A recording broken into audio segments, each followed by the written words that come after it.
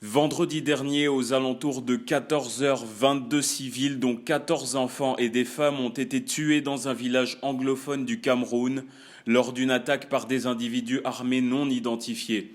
L'opposition et des ONG locales ont accusé le gouvernement et les militaires d'être les responsables de cette tuerie, eux qui combattent depuis 3 ans des groupes armés sécessionnistes anglophones.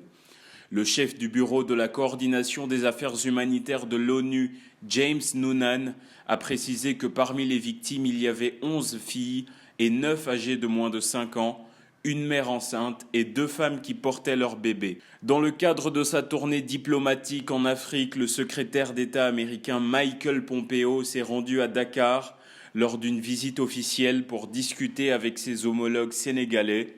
Dimanche matin, il a assuré que les États-Unis veilleraient à faire ce qu'il faut, notamment au sujet de la situation de la crise du Sahel.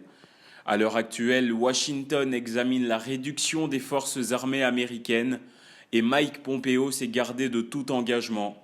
Le ministre des Affaires étrangères sénégalais Amadou Ba avait indiqué auparavant que les États-Unis leur avaient fait part de leur volonté de retirer leurs forces combattantes, ce qui ne signifie pas un retrait des troupes.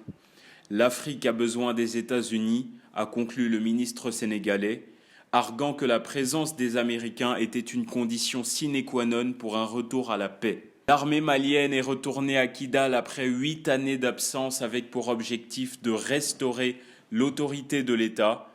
Environ 300 soldats maliens épaulés par des casques bleus de l'ONU ont été envoyés dans cette ville du nord-ouest du Mali, toujours en proie à la coordination des mouvements de l'Azawad, une alliance rebelle à dominante touareg. La délégation militaire est partie lundi de la ville de Gao avant d'arriver jeudi 13 février à Kidal, dans un paysage désertique, comme le montrent des photos publiées sur Twitter par un membre de la MINUSMA. Ce retour à Kidal représente une avancée pour l'État malien, qui entend honorer les accords de paix signés en 2015 entre les rebelles touaregs et Bamako.